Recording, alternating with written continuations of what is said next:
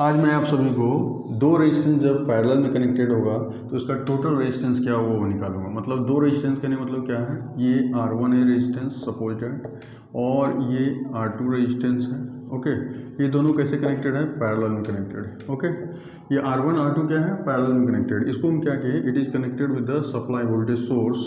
तो यहाँ पे क्या होगा, तो ये supply voltage source is represented by V and the polarity of voltage source is negative and positive here. Okay, तो इस केस में क्या होगा, due to this voltage source the current flow in this direction. मतलब यहाँ से current flow करेगा I जब करंट फ्लो करेगा तो इस रेजिस्टेंस का पोलरिटी क्या लेंगे, ये होगा इंटरिंग पॉइंट है प्लस और लिविंग पॉइंट क्या है माइनस। ये भी क्या है प्लस, ये क्या है माइनस। ओके, तो सबसे पहले हम लोग पोलरिटी को इंडिकेट कर देंगे और यहाँ देखेंगे कि ये जो हो रहा है इस केस में देखिए यहाँ टोटल करंट I इस जगह पे आया, लेकिन इसको यहाँ से दो रास्ता मिल गया। इस पॉइंट से, इस नोड या जंक्शन पॉइंट से इसको दो रास्ता मिल गया, एक रास्ता ये, एक रास्ता ये।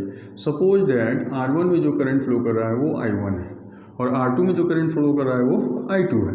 तो ये मैंने देख लिया इस डायग्राम से। अब इस डायग्राम से मैं क्या देख रहा हूँ कि इस नोड से जो करंट, ये इनकमिंग करंट इस नोड के लिए हो रहा है और इस नोड से आउटगोइंग करंट भी हो रहा है। तो जो टोटल करंट है वो मैं क्या लिखूंगा, तो I क्या लिखूंगा, I1 प्लस I2। तो आप KCL भी यूज कर सकते हैं, नोड पे ऑलवेज KCL थ्योरम एप्लीकेबल होता है, किरचॉफ्स का करंट लॉ। मतलब total incoming current equal to total outgoing current. Okay, तो I क्या हो गया, I1 plus I2 according to Ohm's law. Ohm's law से क्या बोला जाता है, ओम्स लॉ क्या बोलता है, V इक्वल टू क्या बोलता है, IR। ठीक है, तो I बराबर क्या हो जाएगा, V बाय R हो जाएगा। तो यहाँ पे लिखिए I इक्वल क्या हो गया, V बाय R।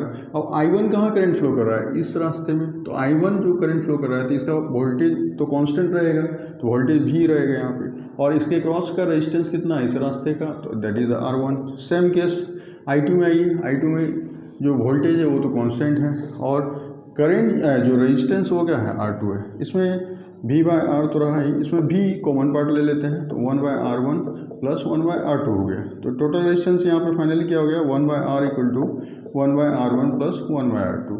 अब इसको क्या करते हैं, पलट देते हैं। पलटेंगे तो क्या आएगा, एलसीएम आप लीजिएगा तब पलटिएगा, तो 1 by R equal to R1 R2, ये हो गया R2 प्लस R1। ओके, और फाइनली जो यहाँ पे इसका रिजल्टेंट आएगा, इसको अगर पलट देंगे तो R इक्वल टू क्या हो जाएगा, R1 R2 bye R1 plus R2। तो ये आपका फाइनल रिजल्ट आ गया। This is the equivalent resistance और total resistance. Okay, this is the equivalent resistance और total resistance in the parallel circuit. Okay, और यहाँ पे एक इंपॉर्टेंट टर्म क्या निकला, इंपॉर्टेंट टर्म पैरेलल सर्किट में क्या होता है, इन द पैरेलल, यहाँ पे मैं लिख देता हूँ, पैरेलल सर्किट में एक इम्पॉर्टेंट पार्ट क्या निकला कि पैरेलल जब भी रेजिस्टेंस कनेक्टेड होगा तो उसमें जो करंट होगा वो करंट क्या होगा, सेम नहीं होगा। मतलब करंट इज डिफरेंट होगा। यहाँ पे क्या होगा, अलग अलग करंट फ्लो करेगा। ये कब होगा, जब मेरा पैरेलल सर्किट यूज करेंगे तब। Okay, thank you.